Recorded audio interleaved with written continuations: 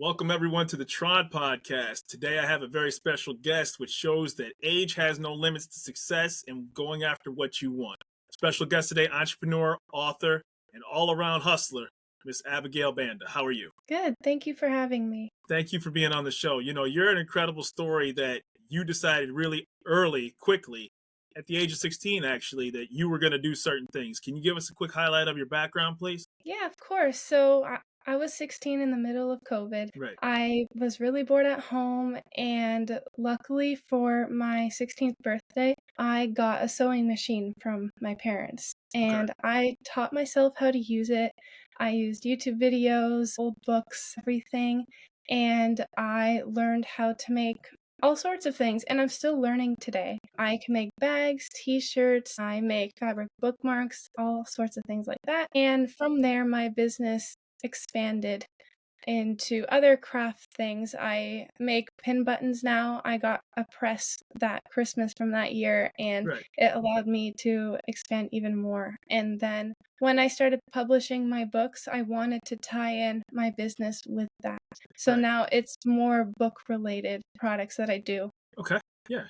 Yeah, I saw that. And, you know, I went to your website, went to your LinkedIn profile, and you have your toes in a couple different things. So, you know, when it comes to buttons and books, as somebody who can't sew, how did you even know how to pick up that skill? Like, what attracted you to seamstress, especially particular, you know, with all due respect, it seems like that's not something people really do that much anymore just because they're so used to buying their clothes already made. What made you go to that particular very, very talented skill that you have? Yeah, well, you're absolutely right, but my late grandmother was a seamstress, Okay. and she could make anything. She was way more talented than I was, Yeah. so that was somewhat of an inspiration for me. I I Right. I never really got to know her because she passed when I was young, Yeah. but I still have so many of her old crafts that she made with her old sewing machine. Okay. So I think that was also somewhat of an inspiration for my parents to get me a sewing machine to Right. begin with because they knew I was kind of creative and Yeah. hands-on, so they figured you can be like your Oma and you Right. can try to pick up sewing. Fantastic. Now, how about, you know, as far as the books that you write, and you're an author as well too. I got a chance to go on your Amazon profile and saw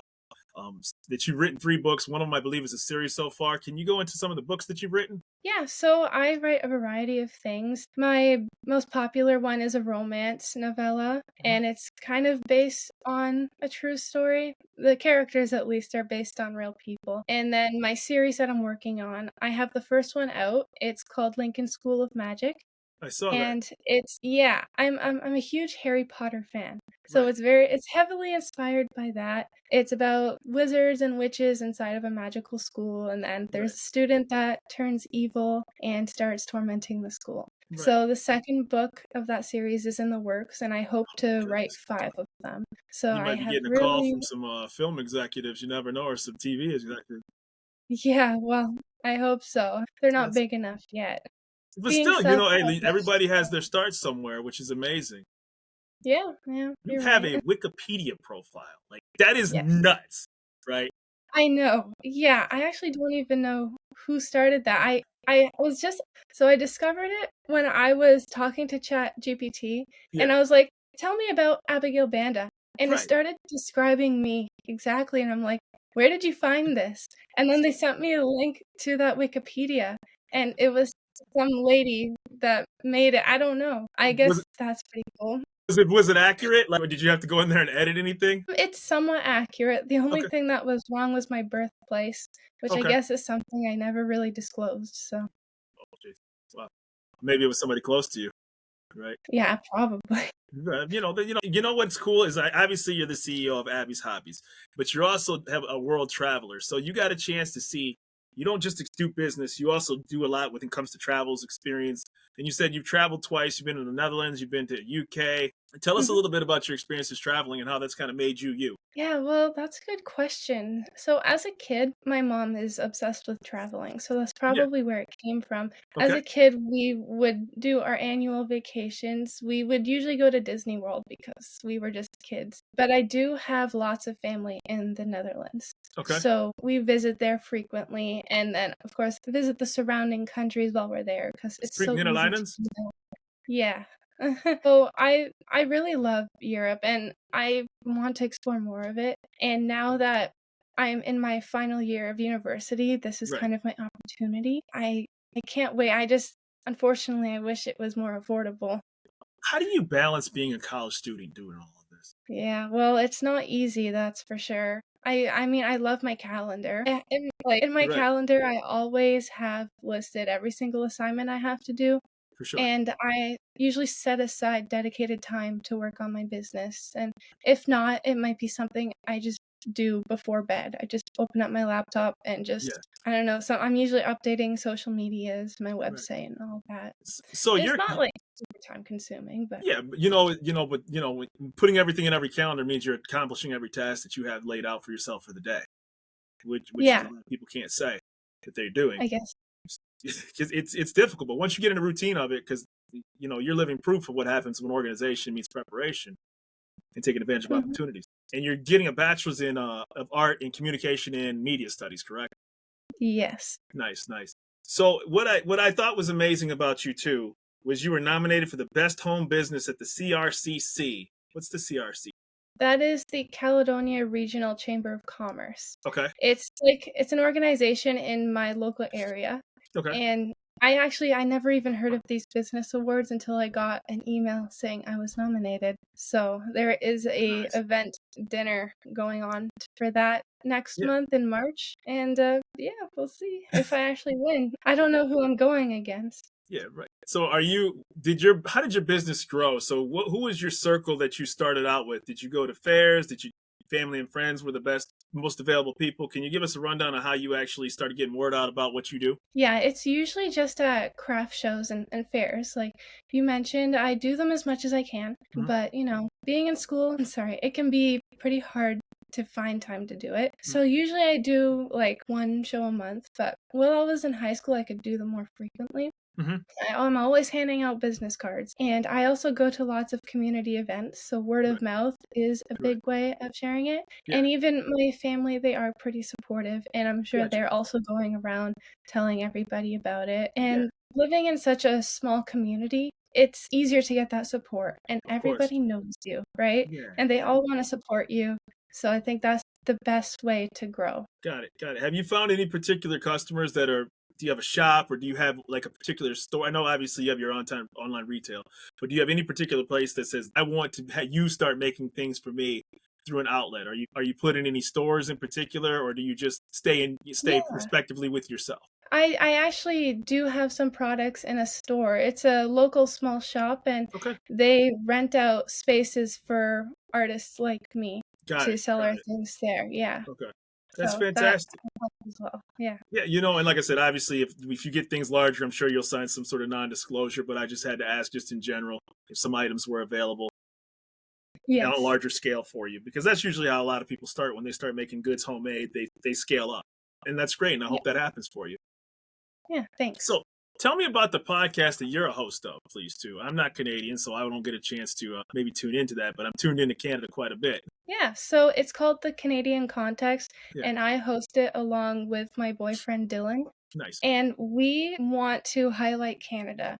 because often Canadian content gets saturated with American content everywhere. So, yeah, we wanted a place where Canadian entrepreneurs and artists can Right. be highlighted. And that was something that really touched me personally Of because course. being a Canadian, especially in a small town, it's Right. hard to even make a living, just a comfortable living off of running a business or Right. being an artist, anything like that. Right.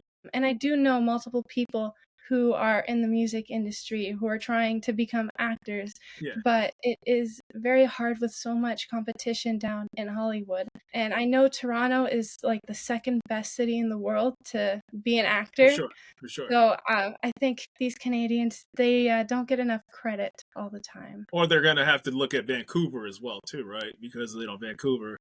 I've been to Vancouver and it's a monster of a city, But they do all Hmm. the Hallmark movies up there, and they film a lot of Hollywood productions out of there too, right? Yeah. Deadpool's obviously been filmed out there. Anywhere with a forest is Right, right, a good right. place. Well, it's funny not to segue too much. I went on that Yeah. Calafino suspension bridge, and that was absolutely amazing. It's Mm. breathtaking out there. It really is. Um, by having that podcast, how's the reception been when it comes to the audience that maybe wasn't being served?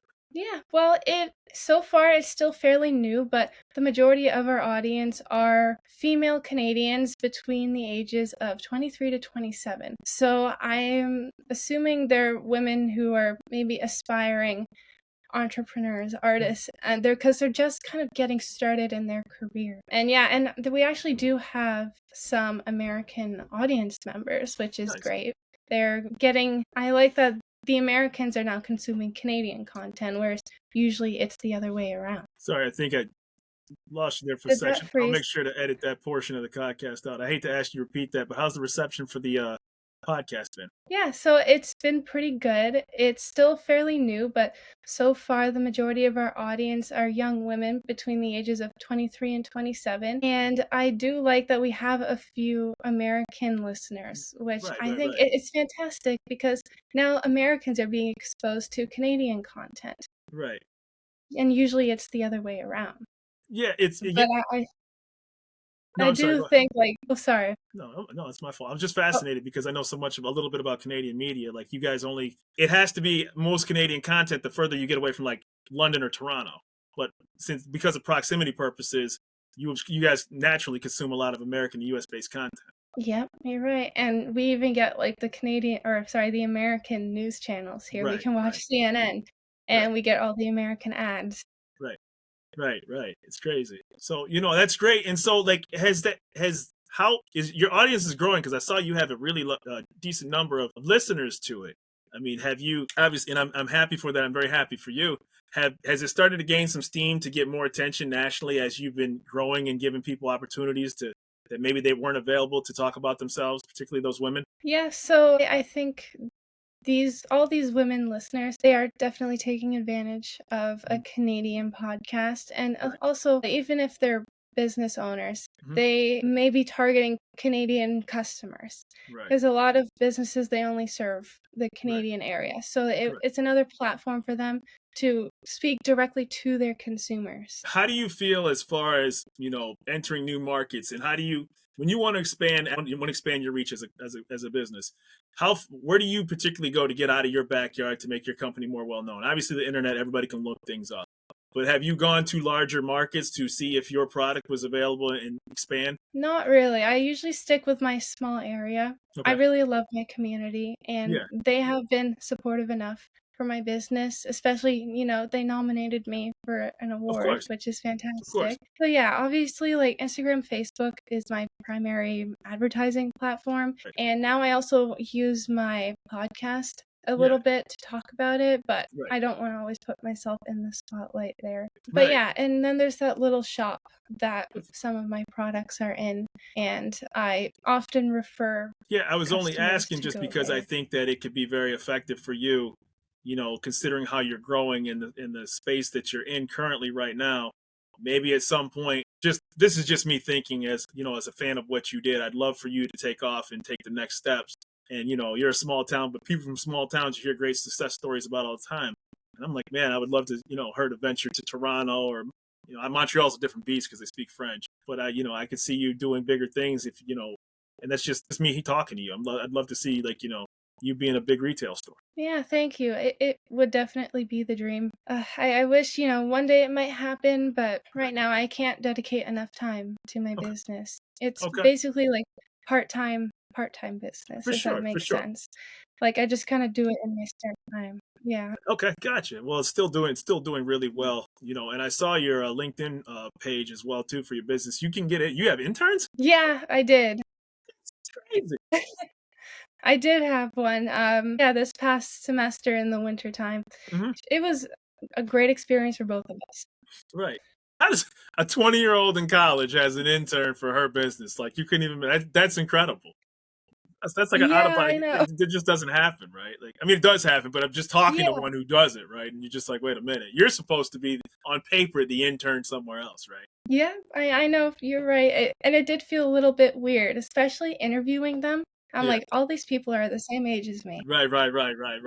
That's incredible. That's amazing. And yeah, I was blown away when it said that you had interns you were looking for. So how can obviously I say this to the guests that I talk to. you're obviously doing really well, but for the person listening, how can they find you? Yeah, so I do have a link tree, which is Mhm. easiest for me because I have so much stuff going on. So, want me to say the link? Yeah, please, absolutely. Yeah, so it's linktr.ee/Abiban, Abiban. Okay, So on there you can find my business website, right. my social medias, you can find what else is on my podcast, Yeah, I saw that. Yeah. anything that I've done, my books, they're all on there. Yeah, I realize I sometimes take on a bit too much. So walk me through the process of writing a book, right? Because I'm just curious. Like, so you look at the writing structure? Obviously, Harry Potter was a big influence on you. Did you have like a certain structure that you needed to follow? Did you take a course, or did you just, I hate to say wing it, but say I'm going to do the best I can with what's in front of me? Sorry, you froze.